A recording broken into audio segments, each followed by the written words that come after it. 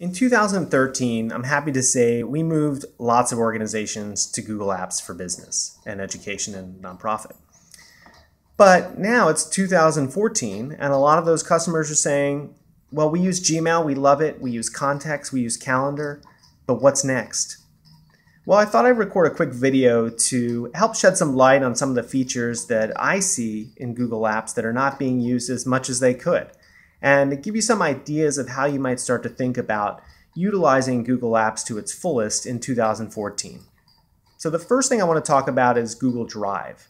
And when I think about Google Drive, I think about one of the most underutilized features in the whole Google Apps suite, which is Forms.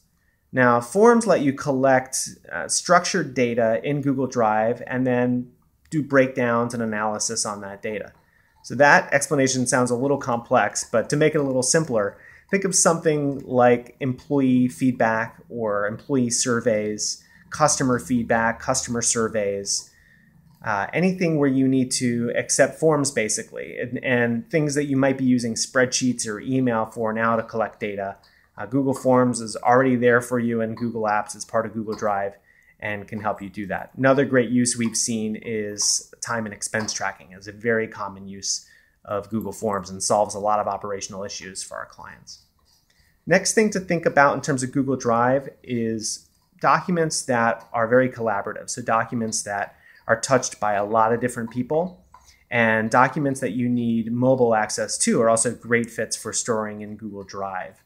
A couple examples would be meeting agendas, budgets. I love to put my presentations in Google Drive because that way I know that no matter where I'm at, I can pull up my slides, and you never want to be in that situation where you don't have your slides with you. So I think that's definitely a very great use case for Google Drive as well. Next component of the Google Apps suite that you probably have heard about but are not quite sure where it fits in your business is Hangouts. And when most people think about Hangouts, they think about video conferencing, which is a great place to start. For example, if you're interviewing a job candidate who is halfway across the country and you can't get them in for an on-site visit, something like a Google Hangout video chat is going to let you get a much better sense of that candidate than you could just from a phone call. But Hangouts go beyond just video conferencing. You can also use them for webinars. So we did a webinar last year called Getting Going with Google Drive to help people who just wanted to get started with Google Drive and weren't sure where to start. So if that's you, definitely check that out. But beyond also just video, Hangouts are great for chat. So I see a lot of communication happening via email in our clients that would probably be better served in a chat format. That way you avoid 30 emails back and forth and save everyone some time and headaches.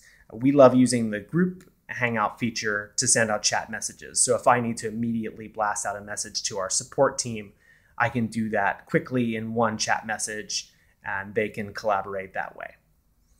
So another often overlooked component of Google's business suite is Google Maps. And I'm talking about not just the Maps product that you're already familiar with, but Google Maps Engine. And there's a light version, which is free and easy to get started with. Maps lets you visualize your data in ways that you might not be able to now. And sometimes it can be tricky to think of the use case for that. But if you think about it, every business interacts with geographic data in some way, shape, or form. It could be where you sell your product. It could be where your customers are, where your employees are, tons of applications. So think about right now parts of your business that you may be looking at in just a spreadsheet format. And if it's geographic, you may not be getting all of the insight you could be getting. And by visualizing that data on a map, you can maybe make better decisions. Last, but certainly not least, I would definitely look at Chrome devices. Now, Chrome devices, I know if you have an association with them, you may think, well, Michael, I turned it on, it's a web browser. How powerful is that? Well, I think one of the most powerful things about Chrome devices is their simplicity. And they're way easier to manage and support and have far less problems than your typical Windows or Mac machine. And if you do have a problem with it, you can simply pick up another Chrome device, log in, and everything you need is there and you can keep on working. So we use Google Apps very fully. Pretty much everything we do is in the cloud. So I can use a Chrome device for pretty much 90% of what I do. And I love that. It's fantastic. You may not be at that place yet, which is okay. But chances are you've got certain employees within your company that may only need access to certain key cloud-based services, or just email and calendar and contacts, and maybe a cloud-based CRM or project management tool.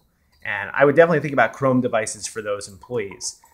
They're going to be more reliable, and that employee, again, if something happens to their device, they can just grab another one off the shelf and be on their way. Another place to think about using Chrome devices is in any kind of a kiosk or digital signage use case. If you have digital signs in your office, or if you have machines for guests to use the internet, Chrome devices can be great for that. And the thing I love the most about Chrome devices is that the more cloud-centric you become and the more heavily you adopt Google Apps, the better Chrome devices get. So I hope that gives you some ideas of where to go in terms of adopting Google Apps in 2014. And again, keep an eye on our blog in the coming weeks, as we're going to be really deep diving into some of these topics and showing you how to get started with using Google Apps to really not just be productive, but to transform your business.